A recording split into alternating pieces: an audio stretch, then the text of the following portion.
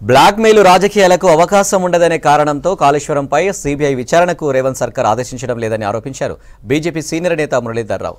కాళేశ్వరంపై ఎన్నికల్లో వీలైతే అన్ని కోణాల్లో విచారణ చేయాలని డిమాండ్ చేశారు. సెటిల్మెంట్, బ్లాక్మెయిల్ రాజకీయాలు చేస్తున్నారన్నారు మురళీధర్ రావు.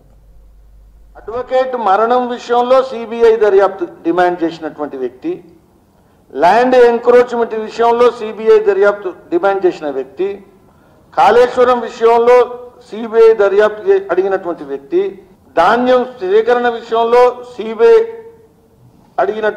దర్యాప్తు అడిగినటువంటి వ్యక్తి దొంగ గురించి గజ దొంగకి ఇవ్వడం అవుతుంది అనేటువంటి స్టేట్మెంట్ ఇప్పుడు ఇవ్వడం జరిగింది.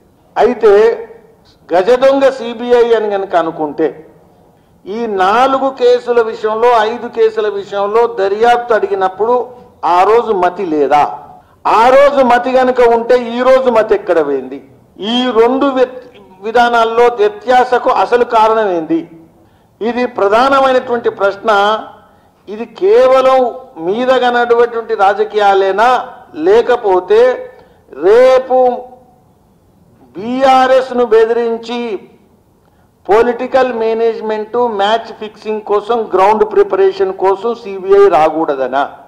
సిబిఐ వస్తే భవిష్యత్తులో మ్యాచ్ ఫిక్సింగ్ అవకాశం ఉండదు.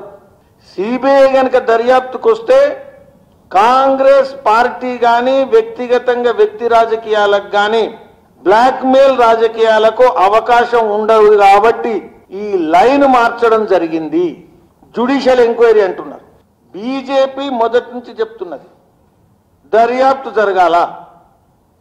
భారతీయ జనతా పార్టీ అవినీతి విషయంలో, కాళేశ్వరం అవినీతి విషయంలో దర్యాప్తు జరగాల.